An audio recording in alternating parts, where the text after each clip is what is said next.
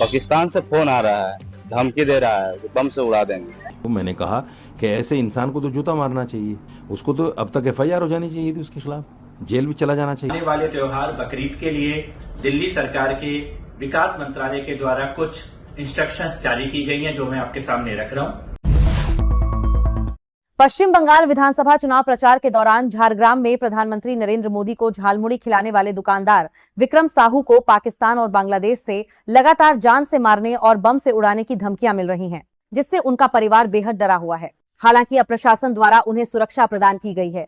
धमकी मिलने के बाद दुकानदार विक्रम साहू ने डर और चिंता व्यक्त करते हुए जो बातें कही। पाकिस्तान से फोन आ रहा है, धमकी दे रहा है कि बम से उड़ा देंगे, और वीडियो कॉल हम रिसीव किए थे तो उन लोग ग्रुप में बहुत तरह के हथियार दिखा रहा था, माने चौक लाल करके पूरा दिखा रहा था, आंख लाल करके कि आपको हम उड़ा देंगे ऐसा। फिर एक फोन में आ रहा है अभी जिंदा हो या नहीं हो, ये बांग्लादेश से आ रहा है, बार बार हमें परेशान कर रहा है। ऑडियो कॉल में बहुत फोन आ रहा है, गाली गलौज कर रहे हैं, बहुत डरे हुए हैं, जान की खतरा है तो बहुत तरह की टेंशन भी है। रात में साइकिल से घर जाते हैं, डर लगता है कि कोई कुछ कर ना दे। मैं अकेला है, घर संसार चला रहे हैं सर। हुमायूं कबीर पर भड़के मौलाना साजिद रशीदी, कहा मुसलमानों को उकसाने वाले को तुरंत जेल भेजें।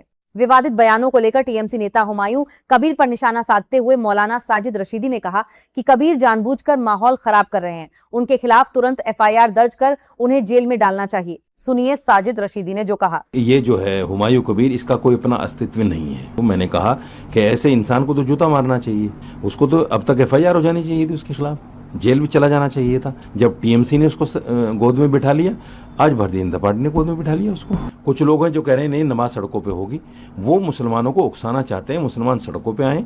सारे मुसलमान कह रहे हैं कि नहीं कटेगी और वो कह रहा है कटेगी, तो उसके खिलाफ एफआईआर क्यों नहीं करते? हुमायूं कबीर जो है वो कठपुतली है सरकार की।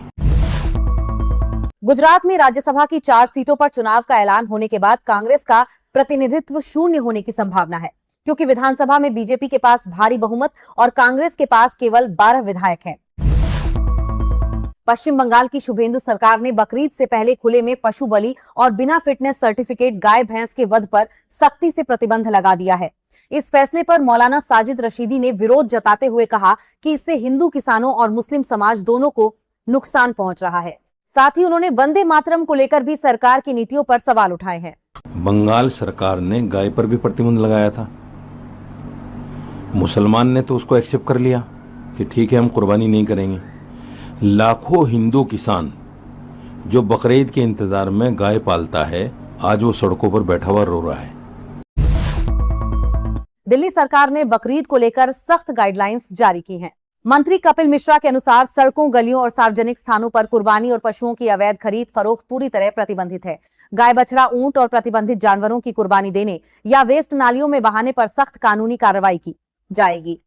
आने वाले त्योहार बकरीद के लिए दिल्ली सरकार के विकास मंत्रालय के द्वारा कुछ इंस्ट्रक्शंस जारी की गई हैं, जो मैं आपके सामने रख रहा हूं। बकरीद के त्योहार के अवसर पर दिल्ली में गौवंश, गाय, बछड़ा तथा ऊंट व अन्य प्रतिबंधित जानवरों की कुर्बानी पूरी तरह से गैर कानूनी है और ऐसा करने पर या ऐसा करने की कोशिश करने पर आपराधिक मामला दर्ज किया जाएगा, कानूनी कार्रवाई की जाएगी। 26 मई तक केरल पहुंचेगा। मानसून अल नीनो के कारण रफ्तार रहेगी धीमी। जी हां, भीषण गर्मी के बीच राहत की खबर है कि मानसून 26 मई तक केरल पहुंच सकता है।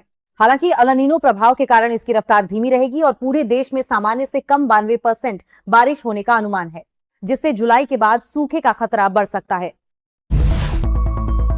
स्वीडन में ईरान युद्ध और अमेरिकी सुरक्षा को लेकर बढ़ते तनाव के बीच नाटो विदेश मंत्रियों की बैठक हुई। नाटो प्रमुख मार्क रट्टा ने रक्षा क्षेत्र में यूरोप की आत्मनिर्भरता बढ़ाने पर जोर दिया, जबकि अमेरिकी विदेश मंत्री मार्क रूबियो ने भविष्य की जरूरतों के लिए गोला बारूद का उत्पादन बढ़ाने की आवश्यकता जताई।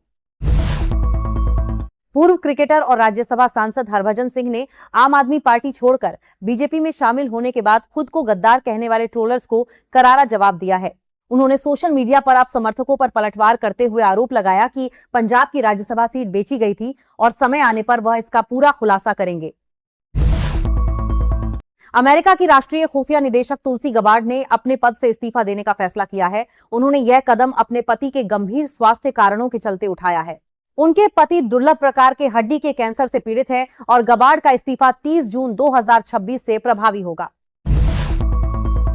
सोशल मीडिया पर लोकप्रिय कॉकरोच जनता पार्टी के संस्थापक अभिजीत दीपके का आधिकारिक इंस्टाग्राम अकाउंट हैक हो गया है। उन्होंने दावा किया कि अकाउंट पर से उनका नियंत्रण खत्म हो गया है और साथ ही पार्टी का बैकअप इंस्टाग्राम अकाउंट भी हटा दिया गया है, जिससे उनकी डिजिटल गतिविधियां प्रभावित हुई हैं। रेल मंत्री अश्विनी वैष्णव ने जोधपुर और दिल्ली कैंटोनमेंट के बीच 20 कोच वाली वंदे भारत एक्सप्रेस ट्रेन को हरी झंडी दिखाई है। इस रूट पर बढ़ती मांग और यात्रियों की सुविधा को देखते हुए इस ट्रेन की क्षमता बढ़ाकर 20 कोच की गई है। इसके साथ ही भुज दिल्ली एक्सप्रेस को भी हरी झंडी दिखाई गई। एक तरफ खुद को शांति दूत दिखाने वाले पाकिस्तान ने चुपके से सऊदी अरब में 8000 लड़ाकू सैनिक चीनी लड़ाकू विमान और मिसाइल रक्षा प्रणाली तैनात की है। ईरान युद्ध के बीच सऊदी अरब द्वारा यह ऑपरेशन फंडेड है। पाकिस्तान ने सैन्य मदद के बदले सऊदी अरब से $3 अरब की वित्तीय सहायता हासिल की है, जिसे ईरान के साथ विश्वासघात के रूप में देखा जा रहा है। तो फिलहाल आज के लिए इतना ही है और अभी तक अपने चैनल को सब्सक्राइब नहीं किया है तो वीडियो को लाइक कर चैनल को सब्सक्राइब जरूर कीजिए। मिलते हैं इसी तरह खास न्यूज के साथ नेक्स्ट वीडियो में। तब तक के लिए जय हिंद, वंदे मातरम।